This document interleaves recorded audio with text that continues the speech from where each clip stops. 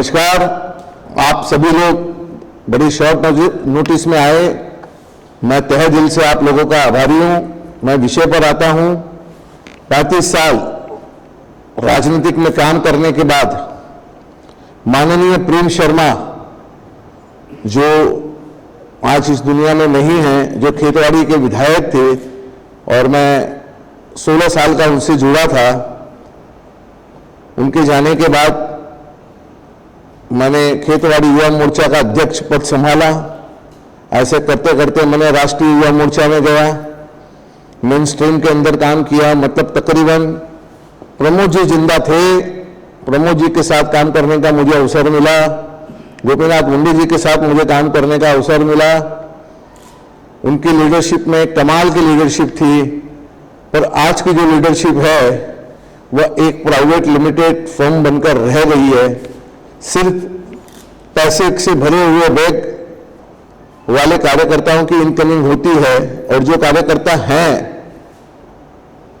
कार्यकर्ता हैं उनकी अवमानना होती है। तो मैंने कल मेरे एक विषय में कहा था कि कार्यकर्ताओं की अवमानना से लेकर महापुरुषों तक की अवमानना करने का काम भारतीय जनता पार्टी के कुछ नेता करते हैं। अब चंद्रकांत दादा ने इतनी बड़ी बात कह दी कि अंबेडकर जी, साहू महाराज भीख मांगकर स्कूल बनाए। जो किसी के भी दिल में लगने वाली बात है, जो कोई हिंदुस्तान का 200 करोड़ आदमी इस बात को मानेगा नहीं, और उसके बावजूद भी उनकी पार्टी में उन पर कोई एक्शन नहीं हुआ। मंगल लोढ़ा ने तो शिंदे सीएम की, जो सीएम हैं, जो शिंदे जी हैं, उनकी तुलना छत्रपति शिवाजी महाराज से कर दी।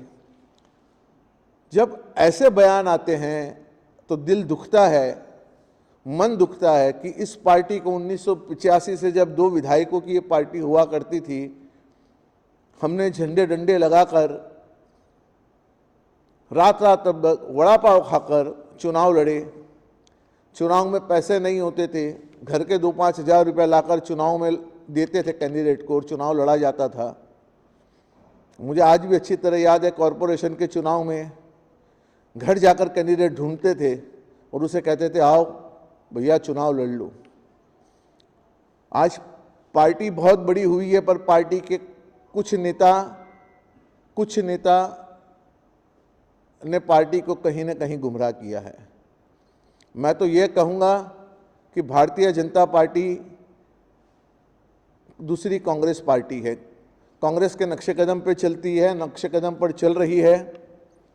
और इसमें कार्यकर्ताओं की जो अपमान और उन्हें तकलीफ देने का काम मंगल प्रभात लोढ़ा और आशीष शेलार जैसे लोग करते हैं। आशीष भी मेरा कलीग था, लोढ़ा जी मेरे से बहुत 85 के अंदर भारतीय जनता पार्टी में 95 में भारतीय जनता पार्टी में आए, और मैंने उनको डिस्ट्रिक्ट की पॉलिटिक्स और मुंबई की पॉलिटिक्स दिखाई और सिखाई। मैं बहुत दुखी मन से ये कहना चाहता हूँ कि पार्टी में हजारों कार्यकर्ता पूरे हिंदुस्तान में मेरे मित्र हैं, और जो मेरे मित्र हैं वो हमेशा मेरे मित्र रहेंगे। वह कभी भी मुझे याद कर सकते हैं अपने दुख में, अपने सुख में। मैं उनके लिए खड़ा हूँ। सिर्फ भारतीय जनता पार्टी की नई आइडियोलॉजी से मैं सहमत नहीं हूँ, और इसी के कारण आज मैंने नड्डा जी को लेटर देकर मेरा कार्यकर्ता का, जो मुझे 12 साल से ये लोग कहीं साइडलाइन कर रहे हैं, उसकी एक विडंबना लेकर मैंने एक नड्डा जी को पत्र लिखा है और नड्डा जी से कहा है कि मैं अब कार्यकर्ता के रूप में इस पार्टी में काम नहीं कर सकता, क्योंकि यहाँ श्वास लेना भारी है। लोढ़ा इतना एरोगेंट हो चुका है, आशीष शेलार इतना एरोगेंट हो चुका है, और उनके आका, लोढ़ा के आका माननीय देवेंद्र फडणवीस तो सिर्फ इनकमिंग पे भरोसा करते हैं। वो सो खोखा ओनली ओके क्या है, वो एक जो स्लोगन है वो उन पर भी कहीं ना कहीं लागू होता है। प्रसाद लाड़, राम कदम, कृपा शंकर सिंह, ऐसे कई लोगों को बुलाया जाता है, एमएलसी दी जाती है, विधानसभा के चुनाव की टिकटें दी जाती है, पदाधिकारी बनाए जाते हैं, और जो 35-40 साल से भारतीय जनता पार्टी में जो काम कर रहा है वो आज भी रोड पर घूम रहा है, जो एक कमिटेड कार्यकर्ता है। तो ये सारी बातें हैं, और मैं इस विषय को बहुत लंबा न खींचते हुए मैं, आकाश जरा झंडा दे देना मेरे को, खाली दे दे, बस उतना ही कर, झंडा निकाल दे। और मैं आज से इस पार्टी से मेरे सारे नाते तोड़ता हूं, और सारे नाते तोड़ता हूं। मैं आगे की मेरी जो भी राजनीतिक होगी वो मैं आपको बताऊंगा। मेरे को दे दे झंडा निकाल दे। तो सर पार्टी के विचारधारा से आप एक मिनट मैं इसके बाद मेरे जो दोस्त हैं वो हमेशा मेरे लिए वेलकम रहेंगे जो पार्टी के अंदर हैं, और सबसे ज़्यादा संघ परिवार। इसके बाद भी संघ परिवार मुझे जहां बुलाता था और जब भी बुलाएगा तो मैं आऊँगा, और संघ परिवार को छोड़ने का भी मुझे बहुत दुख है। दुख इसी बात का है कि आप ऊपर के नेताओं को आप सेव करते हैं और कार्यकर्ताओं का ध्यान नहीं रखते। इसलिए यह झंडा मैं आज पैक कर रहा हूं, और यह झंडा मैं तुरंत नड्डा जी को कुरियर कर दूंगा। अब इस झंडे से मेरा कोई वास्ता नहीं रहेगा।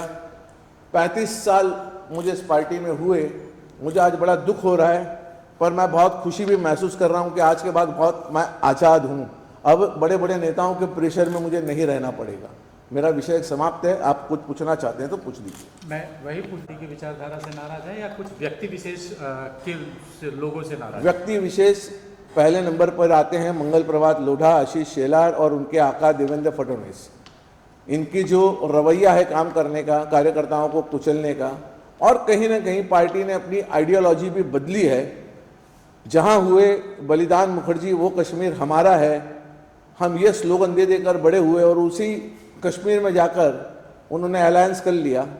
तो महबूबा मुफ्ती से जो अलायंस हुआ, जो कल तक उनको गालियां देती थी, ये उनको गालियां देते थे, और राजनीतिक समीकरण ऐसे बने कि उन्होंने जाकर सत्ता बना ली। तो मैं इन सब बातों से बड़ा नाराज था, और इसी के लिए मैंने पार्टी छोड़ी है। Thank you. अब आगे भविष्य में क्या योजना है, किस तरह से? आपने बहुत अच्छा सवाल पूछा कि भविष्य के अंदर मैं बहुत जल्दी खुलासा करूंगा।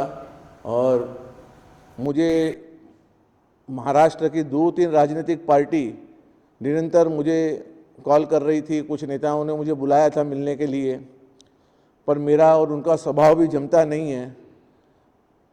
मेरा स्वभाव बहुत सीधे सीधे है। मैं पॉलिटिशियन नहीं हूँ, मैं लीडर हूँ। मैं लीड कर सकता हूँ कोई सब्जेक्ट को, मैं भूल भुलैया नहीं कर सकता, किसी के साथ झूठ नहीं बोल सकता, कोई कार्यकर्ताओं को झूठे आश्वासन नहीं दे सकता। तो मैं वो जो पार्टियों ने जो मुझे बुलाया है तो उनको भी मैंने मना कर दिया है। पर आगे की 1-2 दिन के अंदर हम जो भी हमारी रणनीति है हम आपको बताएंगे। अभी मौजूदा अगर महाराष्ट्र की बात की जाए तो यहाँ पे कौन से मुद्दे हैं जिनको लेकर इसलिए राजनीति तो करनी है आपको, तो जाहिर मुद्दे भी होंगे? नहीं, बहुत आपने सही फरमाया कि ये लव जिहाद, ये हिंदू मुस्लिम, ये बहुत पुराना जुमला हो चुका है। आज का युवा नौकरी चाहता है, आज का युवा अपने घर में 2 टाइम की इज्जत से रोटी चाहता है, आज का युवा अपने परिवार में अपने बच्चे को अच्छी शिक्षा दें वो चाहता है। आप ये देखिए पिछले 70 सालों के अंदर अगर प्रधानमंत्री नरेंद्र मोदी ये कह रहे हैं कि हम देश के 80% लोगों को अनाज की किट भेज रहे हैं, तो आज ये भी वो सिर्फ अनाज की किट पर ही जिंदा है, ना पढ़ाई है, ना रोजगार है, ना आगे जाने का उनको कोई अवसर है। तो मेरी तो आगे की रणनीति यही होगी कि विकास, पढ़ाई लिखाई, ये मेरी आगे की रणनीति होगी और हम इस पर राजनीति करेंगे। और बाकी आगे इनके जैसे मूवमेंट होंगे। मेरे लिए तो एक सापनाथ है और एक नागनाथ है, तो मुझे दोनों से मेरे कोई रिश्ते बन नहीं सकते, और हम करेंगे, मुद्दों की राजनीति करेंगे।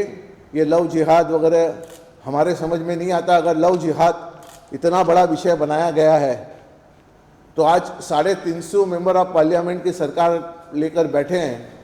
मोदी जी, हिंदू हो या मुसलमान हो, हिंदू की लड़की अगर मुसलमान से शादी करती है तो हिंदू के परिवार को खराब लगता है, और यही मैं कहूं कि मुसलमान की लड़की अगर हिंदू से शादी करती है तो क्या मुसलमान का परिवार खुश होता है?